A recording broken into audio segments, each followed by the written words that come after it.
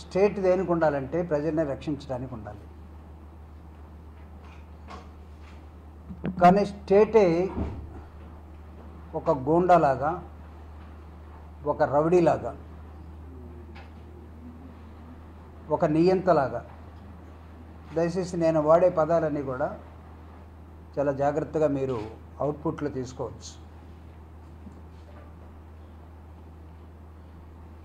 ఈ పేటకు నేనే రౌడీ అన్నట్లుగా సినిమా టైటిల్లో రాజ్యం ఆ విధంగా ప్రవర్తిస్తే రాజ్యానికి ఉన్నటువంటి హక్కులు ఏం కావాలి? This is the question now. Jupudi Prabhakar Rao from Ongole as a party general secretary and spokesperson of the YSR Congress party. In the level of that, మానవ హక్కుల ఉల్లంఘన జరిగినప్పుడు,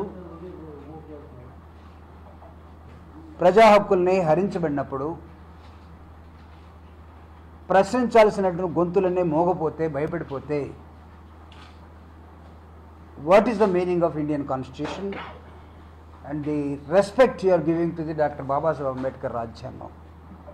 రాజ్యాంగాన్ని ఇప్పుడే మారుస్తున్నామని ఒక బ్యాచ్, తొంగల్లో తొక్కేస్తున్నాం ఒక బ్యాచ్, రాజ్యాంగాన్ని పాటించాల్సిన అవసరం లేదనే ఒక బ్యాచ్ తయారవుతున్న నేపథ్యంలో ఎప్పుడో ఒకప్పుడు ఒక రైటర్గా, ఒక సినిమా యాక్టర్గా, లేకపోతే ఒక బాధ్యతాయుతమైనటువంటి పౌరుడిగా, కళాకారుడిగా తనకు నచ్చినటువంటి రాజకీయ పార్టీలో వైఎస్ఆర్ కాంగ్రెస్ పార్టీ ఓదార్పు యాత్ర నుంచి రాజశేఖర రెడ్డి గారి మరణం తర్వాత ఈ రాష్ట్రంలో ప్రజలందరూ చెలిస్తే వాళ్ళకు అండగా నిలిచినటువంటి పోసాని మురళి అనే ఒక cinema hero, actor and writer కొన్ని విషయాలు మాట్లాడి ఉండవచ్చు. ఆయనేంటి రాష్ట్రం మొత్తం మాట్లాడింది, రాష్ట్రం ఏంటి దేశం మొత్తం మాట్లాడింది. అంతెందుకు చంద్రబాబు నాయుడు గారికి కోపం వస్తే మోడీ గారి మీద మాట్లాడలేదా? అమిత్ షా గారి మీద మాట్లాడలేదా? బీజేపీ మీద మాట్లాడలేదా? ఆర్ఎస్ఎస్ మీద మాట్లాడలేదా? So I'm trying to and reiterate, జ్ఞాపకం చేయదలుచుకున్నారు చరిత్ర ఎలా ఉంటుందో. మోడీ గారు చంద్రబాబు నాయుడు గారి మీద కేసు పెట్టారా? అర్ధరాత్రి వచ్చి అరెస్ట్ చేశాడా? కుయ్యోమర్రో అంటూ నేను ఇంకా రాజకీయాల్లో ఉన్నాను, నాకు ఆరోగ్యం బాగలేదు, ఒకవేళ ఎప్పుడో ఏదన్నా మాట్లాడి ఉంటే క్షమించండి, నేను ఆపరేషన్ చేయించుకొని ఉన్నాను, నాకున్న వెర్రితోటి ఏదో మాట్లాడానని తనే స్వయంగా ప్రకటించాడు పోసాని మురళి గారు ఒకప్పుడు ప్రెస్ మీట్ పెట్టి. రీసెంట్గా ఆ వ్యక్తి మీద కక్షను ఎలా తీర్చుకోవాలి, ఫ్యాక్షన్ అంటే 2 గొడ్డళ్ళు, 2 కొడవళ్ళు, గడ్డపారలు, లేకపోతే ఇంకా అనేకమైన తీసుకొచ్చి ఏ సమయమైనా సరే ఇంట్లో పిల్లలున్నా ఆడవాళ్ళున్నా సరే మీ వాడిని మేము తీసుకెళ్ళిపోతాం, లేకపోతే నరికేస్తాం, రాకపోతే చంపేస్తాం.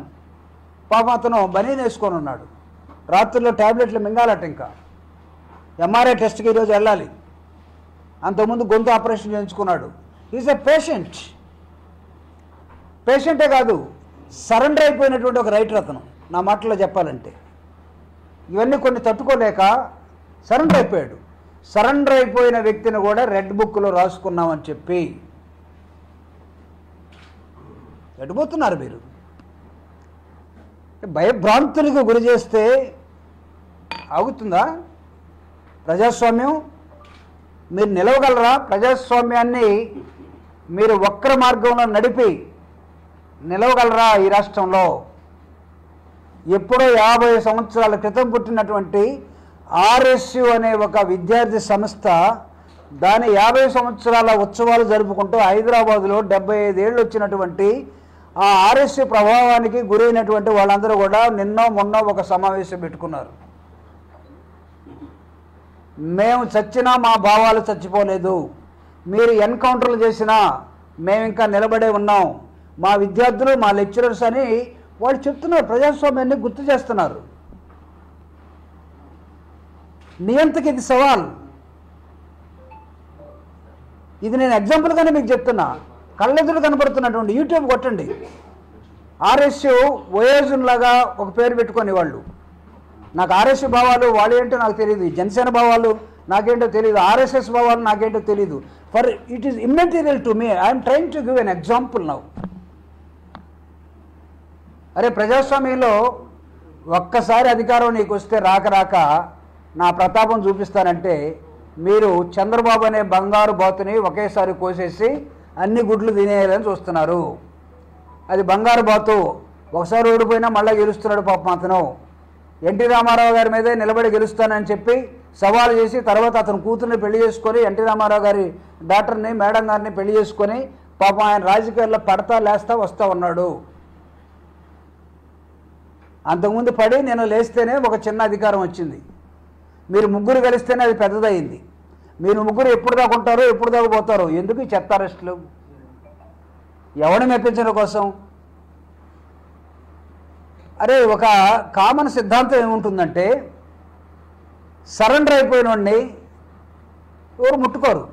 ఛత్రపతి శివాజీ ఫర్ ఎగ్జాంపుల్, ఏ సరెండర్ సైనికుడు, వాడిని ఏం చేయరు. సరెండర్ అయిపోయినటువంటి ఒక రాజ్యం ఒకవేళ పగుంటే ఏమన్నా తెచ్చుకుంటారు, కానీ లేడీస్ మీద ఎలాంటి ఇబ్బందులు పెట్టరు. కొన్ని ఆటవిక సమాజాలు ఉంటాయి, అక్కడ దొరుకుతాయి. ఇది ఆటవికమా? ఆటవిక రాజ్యమా? జగన్మోహన్ రెడ్డి గారు తన ప్రెస్ మీట్లో చాలాసార్లు ప్రశ్నించాడు. సప్త సముద్రాల అవతలున్నా సరే తప్పు చేసిన వాడు. ఎందుకు పోలీసులు అత్యుత్సాహం? ఇద్దరు సివిల్ డ్రెస్లో, ఇద్దరు యూనిఫామ్లో. నిన్న ఆయన ఇంటికి వెళ్ళి 7:45కి నిన్ను అరెస్ట్ చేస్తున్నామని పోసాన్ని first of all YSR Congress party దీన్ని తీవ్రంగా ఖండిస్తూ ఉంది. ఇలాంటి అరెస్టుల్ని, ఇలాంటి అరెస్టుల ద్వారా భయభ్రాంతులు చేయాలని చూస్తే ఇక్కడ భయపడటానికి ఎవడు సిద్ధంగా లేడు. వైఎస్ఆర్ కాంగ్రెస్ పార్టీ కార్యకర్తలు కానీ, నాయకులు కానీ, అభిమానులు కానీ రేపటి నుంచి విసిరే సవాలుకి సమాధానాలు ఎత్తుక్కోవాలి. మీరు don't think that you are always permanent. ఇది ప్రజాస్వామ్యం. మేబీ టుడే యువర్స్, ఈరోజు మీది కావచ్చు, బట్ రేపు మీది కాకపోవచ్చు.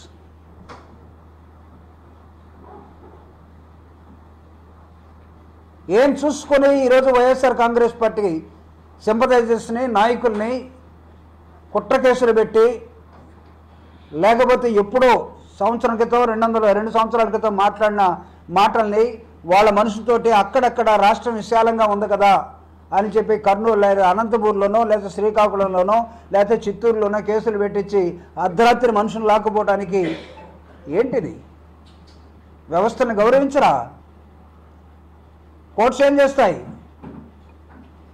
పోసాని మురళి గారి కొడుకు, భార్య ఈరోజు హెబియస్ కార్పస్ కేసేస్తున్నారు. మా నాన్నని రాత్రి పట్టుకెళ్ళారు, రాత్రి అంతా ఎక్కడ ఉంచారో, ఏమైనా ఎన్కౌంటర్ చేశాడా లేకపోతే ఇంకేమన్నా అతన్ని ఏమన్నా చేశారా మాకు అర్థం కావట్లేదు, మా ఆయన ఎక్కడున్నాడో మాకు చూపించండి అని హెబియస్ కార్పస్ ఈరోజు కోర్టులో వేస్తున్నారు.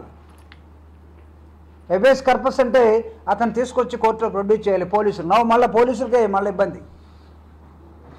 వాళ్ళ అండర్లో ఎక్కడున్నాడో చెప్పాల్సిన అవసరం ఉంది. If court is going to serious on police department, police has to stand up. వాళ్ళు వచ్చి మోకాళ్ళు వేయాల్సిందే కోర్టు ముందు.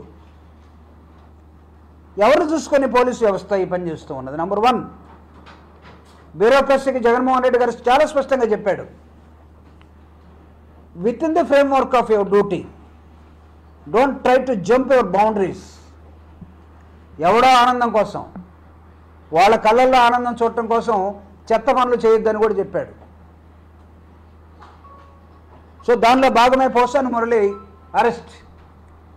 అయినా ప్రతి well YSR Congress party Rajasekhara Reddy మరణానంతరం జగన్మోహన్ రెడ్డి గారు చేస్తున్నటువంటి ఓదార్పు యాత్రలో రాష్ట్రం అంతా నాతో పాటు కలిసి తిరిగినటువంటి ఒక వ్యక్తి పోసాని మురళి. ఎక్కడ మీటింగ్ ఉన్నా సరే అక్కడికి వచ్చి నిలబడేవాడు, కింద ఉండేవాడు, పైపడి వచ్చేవాడు కాదు. జగన్మోహన్ రెడ్డి గారు పిలిస్తే తప్ప వచ్చేవాడు కాదు. మీలాంటి ప్రెస్ వాళ్ళు ఒక హీరో సెలబ్రిటీ వచ్చాడు కాబట్టి అతనితో కొన్ని మాటలు మాట్లాడించుకునేవాళ్ళు.